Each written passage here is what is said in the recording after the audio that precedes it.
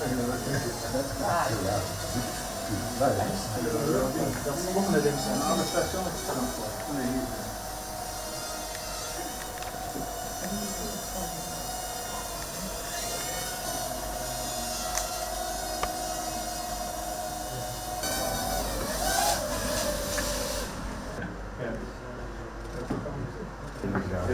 heel rare dingen doen we dan op.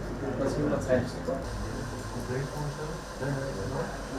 So drone swarm technology is the idea that when we look at nature, you see many of these animals like ants that individually are perhaps not so smart, but together they do really beautiful things and things that they could definitely not do by themselves. And we want to instill the same kind of capabilities also in robots. And so we perform research on swarming. We do this in the context of various applications. For example, how can a swarm of small drones find a gas leak? Or how can drones collaborate to find a missing person in like search and rescue scenario? And then we look at how can they coordinate in the best way with their limited resources to achieve these tasks. At this point, the demos we give still use external infrastructure which looks at the drones from the outside and helps the drones to know, for example, where the other drones are.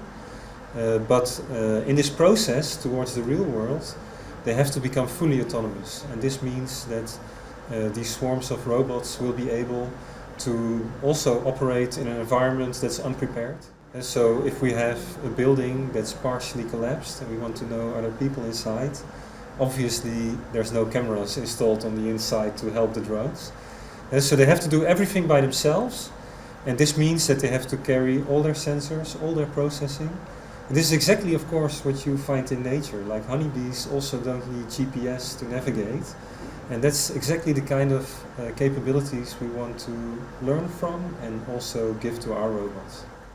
We look very much at the principle that swarms of animals, and the animals in the swarm, they actually follow very simple behaviors. Like birds, they look at their closest neighbors in a flock, and they do things like, oh, I don't want to be too close because they don't want to collide, but I also don't want to be the only one to be away from the flock, right? So they want to get closer, they align with each other, and by following such simple rules you get these beautiful patterns that are very useful for the birds, also against predators.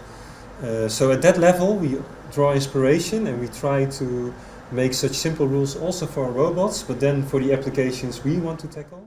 And it would be really great if we get a bit closer to actually the astonishing intelligence of tiny creatures like honeybees.